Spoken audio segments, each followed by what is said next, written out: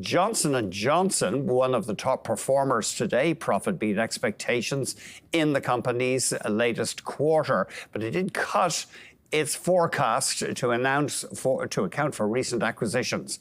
Our guest says he's a buyer of J&J. We're joined by Alistair MacDonald, portfolio manager at GlobeInvest Capital Management. It's great to see you. Good to see you, Andy. What draws you to J&J? So we've owned J&J for a while now. As you mentioned on the quarter, we were encouraged by those results, beat on the top and bottom lines. And in addition, management did say if it wasn't for some of those accounting adjustments they made, they would have raised guidance as well, too.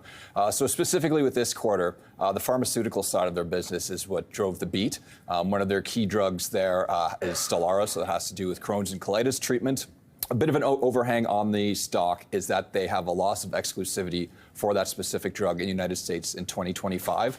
But luckily, they do have a pretty sizable pipeline of other pharmaceutical drugs that will support the company once they lose that exclusivity to generics.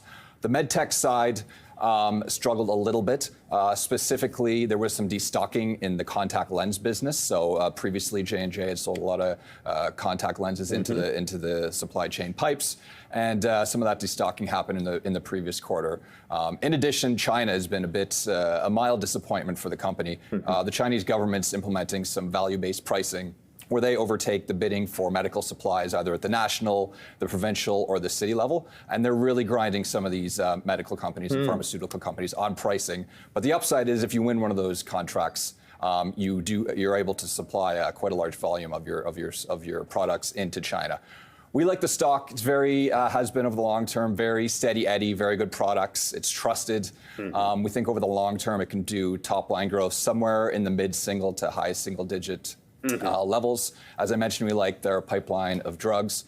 Their R&D on the medtech side has been impressive as well, too. AAA balance sheet, so very strong on the leverage side.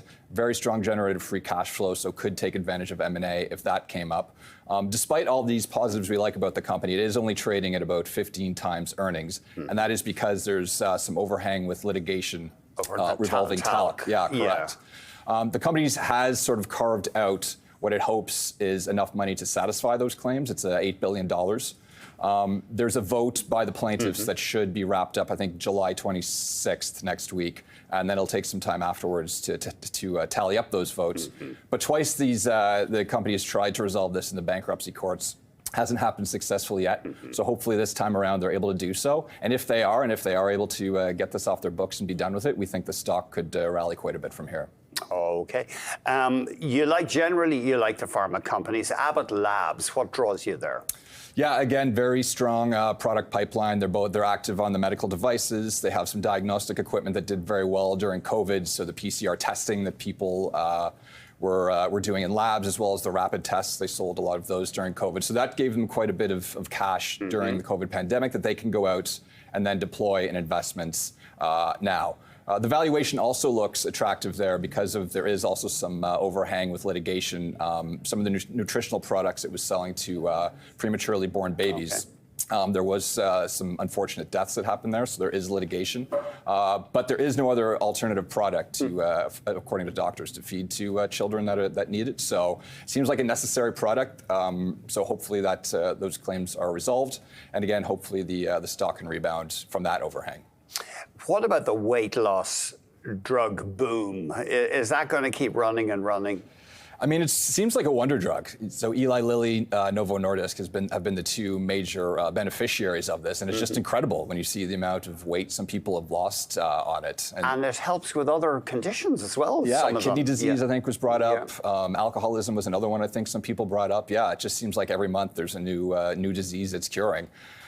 We don't own it. I mean, the stock valuations have just completely taken off from when these drugs were first introduced. Right. Some of the concerns are, do people stay on it? So, I've seen some numbers that maybe only 30% of people stay on it after 2 years. There are some side effects with nausea and what have you. And it's expensive, too, for some people. Very expensive. Our insurer's going to cover it is another issue. And then I've also seen studies by Goldman Sachs that there's over 50 other competing drugs in development trying to get a piece of this pie, too, because it's so profitable. Yes. Your competitors aren't just going to sit around and let you gather all these products. So Yeah. We haven't jumped into this space, but as a whole for society, it certainly seems like very beneficial drugs that have been introduced. Yeah, it's amazing. This product category came up so quickly. Kathy Wood, the well-known tech investor, apparently thinks Tesla stock could go up 10 times on the robo-taxis. Yeah, I saw that headline. Are you tempted? So I had to check Tesla's market cap today, and it's already over $700 billion. Oh. So 10 times that, it's going to take it up to $7 trillion. And you have Microsoft and Apple somewhere around $3 trillion. So that doesn't quite check out that rough math at that level. And then I looked, so Tesla, obviously everybody knows it sells the electric cars. That's basically what generates all of its revenue. It's currently trading at about 90 times earnings today.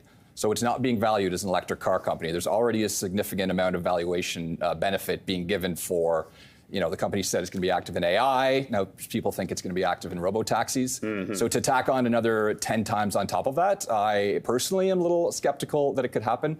I mean, robo-taxis, autonomous driving, it seems like it's always a technology that's just 10 years away. Mm-hmm. People have been talking about it for a while now. It works in limited circumstances in the Sun Belt where you can geofence an area, and the weather doesn't change, doesn't rain a lot, certainly doesn't get any snow. So like Phoenix, Las Vegas, San Francisco is where they've been running some of these robo-taxis. If you're going to think Tesla is going to expand 10 times from here, then you have to think that robo-taxis are going to be a global phenomenon. And as far as the technology exists now, that just isn't the case. We couldn't have them here on the streets of Toronto if we have floods or if we have a snowstorm. It's just not